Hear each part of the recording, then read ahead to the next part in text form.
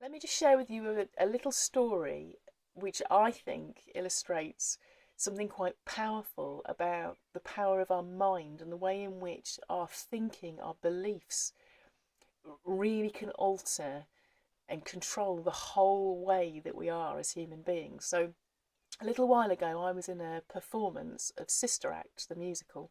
I got a part in the chorus being a singing, dancing nun, which I'd always wanted to do, but it's a new departure for me. I've never really done anything like that in terms of being on the stage. And although I was in the chorus, we had an awful lot to learn in terms of quite complicated part singing and dance routines, which were also quite complicated, all of which had to be learnt together. And although I can sing and I can dance to a point, learning those things together was proving impossibly difficult for me. I seemed to have almost like some sort of pathological resistance towards being able to master it, to the point where I was getting really discouraged. And a friend of mine was learning hypnotherapy, and I said to her, is there anything you can do to help me with this mastering my singing and dancing routines? And she came over, and as we were preparing to work together, we had quite a long chat about what was going on. And she said, Hilary, one thing that's coming out loud and clear is you have a real resistance towards the idea of being amazing. Why is that? Because she'd said to me, can I say, in this hypnotherapy thing she was going to do with me, she wanted to use the words, I am an amazing dancer, and I really reacted to it. And I felt that I didn't want her to say that. I didn't want to say that. I am amazing. Why not? And I had to sit with that for a long, long time. And what emerged eventually for me after a long time of reflecting on this was something around the idea of being a trophy. And I was able to connect back into some sense of being a child in a 1970s family, and that sense of me as a child being a trophy to my parents' good parenting, like something that could potentially be held up and shown to people. You know, look at this marvellous child who is, you know, so hardworking at school, or so polite, or so well turned out, or whatever it was. And something in me just revolted at the idea of being held up to other people as like, look at my daughter, she's amazing, isn't she?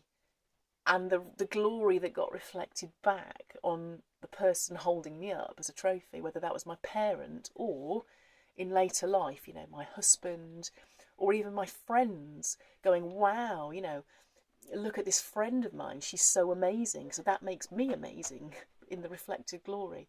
And I sensed in myself this revulsion as a child that I didn't want to be loved for being amazing and what that said about somebody else, that they turned me into an amazing child with their fantastic parenting. I had this deep, unconscious longing to be loved for who I am, warts and all, who I really am. And so I turned off my amazingness in some unconscious way. I'd switched off amazingness in myself. I didn't want to be amazing. I didn't want to be outstanding. I didn't want to be great at anything, because I didn't want to be recognised for that. I wanted to be loved for who I was, for who I am. And that belief had followed me through my whole life. So that even going into a show like Sister Act, where I desperately wanted to enjoy it, I wanted to perform my socks off as a grown-up, that unconscious belief was sitting there still in my head from way back in life that said, but actually I don't want to be a great performer, because then I won't be loved for who I am. And when I recognised that as an adult, you know, I'm no longer at the mercy of my circumstances. As a grown-up, we have choices, don't we? It's like, as a grown-up, I can choose who my friends are, and I'm able to recognise when somebody loves me for who I am, what I'm really like, not as a trophy. You know, I can tell the difference. So I don't need that unconscious belief anymore. It's not necessary. And therefore, as a grown-up, I can actually allow myself to be amazing, and I can recognise when somebody loves me for who I really am, and when somebody just wants me to be a trophy to parade around going, hey, look at my great friend, she's amazing, she's done this and she's done that. I can tell the difference. So as soon as I recognised that, there was this marvellous feeling of liberation that said, I don't need that belief anymore. It's not relevant to me as a grown-up anymore. Let me let go of that. And there were some tears, actually, some emotion that came up from recognising that desperation of a child who was so desperate to be loved for who I am and needed that belief. and needed that way of behaving as my only defence against being a trophy, and I could let go of it. How wonderfully freeing to be able to release that. And what was fantastic was that almost overnight my resistance towards learning my song and dance routines pretty much disappeared, and I lost all my anxiety about trying to master them and just really relaxed into enjoying it and let go.